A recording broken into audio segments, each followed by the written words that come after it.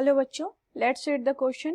Wind is blowing in the north direction at a speed of 2 meter per second, which causes the rain to fall at some angle with the vertical. With what velocity should a cyclist drive so that the rain appears vertical to him? Option A, 2 meter per second south. Option B, 2 meter per second north. Option C, 4 meter per second west. And option D, 4 meter per second south. Now, key concept for this question is relative velocity.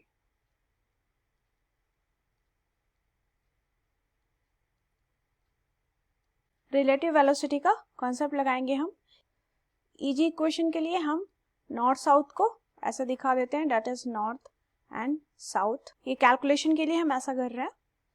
तो suppose कह रहा है कि wind blow कर रहा है towards north में, तो ऐसा कुछ है आपका 2 मीटर पर सेकेंड से, और रेन फॉल कर रहा है. रेन को वैसे डायरेक्टली फॉल करना था, पर एट सम एंगल फॉल कर रहा है ये रेन. तो दैट इज वी रेन, कुछ एंगल पे फॉल कर रहा है. ये है आपका, दैट इज हम ले लेते हैं विंड का ब्लो करना, दैट इज v1 ले लेते हैं वेलोसिटी से. तो इसका वर्टिकल कंपोनेंट अगर रेन का v2 हो जाए, इसको हम ब्रेक कर सकते हैं. तो v रेन की वैल्यू क्या हो जाएगी, ये हो जाएगी that is v1 i cap minus v2 j cap, क्योंकि नीचे का direction that is y axis हम नेगेटिव ले लेंगे. तो हम यहाँ से देख सकते हैं कि रिलेटिव वेलोसिटी देखेंगे हम साइकिलिस्ट का एंड रेन दोनों का. अगर साइकिलिस्ट, सपोज एक साइकिलिस्ट है जो ऐसा जा रहा है vc, तो अगर वर्टिकली इस पे रेन गिरना है तो वो कंडीशन पूछ रहा है. तो हम ऐसा लिख सकते हैं कि रिलेटिव वेलोसिटी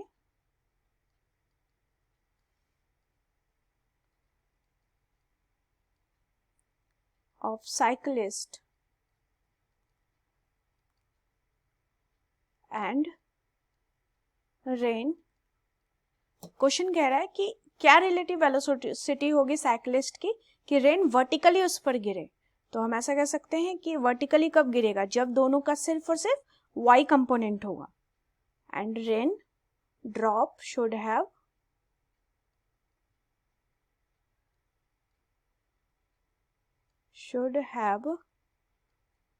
y कंपोनेंट. अगर सिर्फ और सिर्फ y कंपोनेंट होगा तभी ये वर्टिकली गिरेगा रेन ड्रॉप साइक्लिस्ट पे. तो हम यहाँ से रिलेटिव वेलोसिटी देख लेते हैं साइक्लिस्ट का with respect to rain, that is vc minus vr.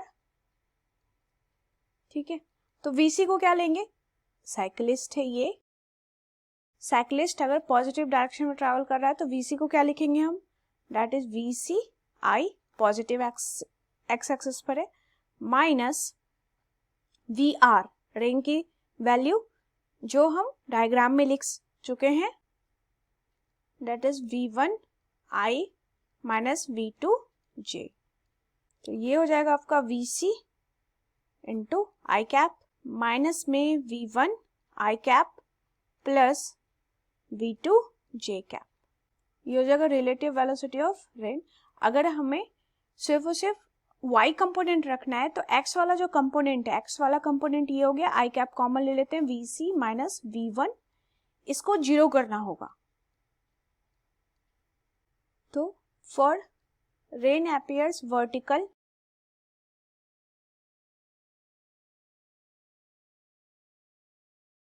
Vertical to cyclist. तो जो नेट x का कंपोनेंट है वो जीरो होना चाहिए.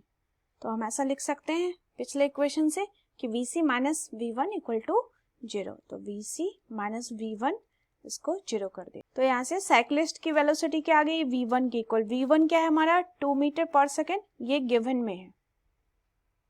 ठीक है, ये आपका गिवन है, दैट इज 2 मीटर पर सेकेंड.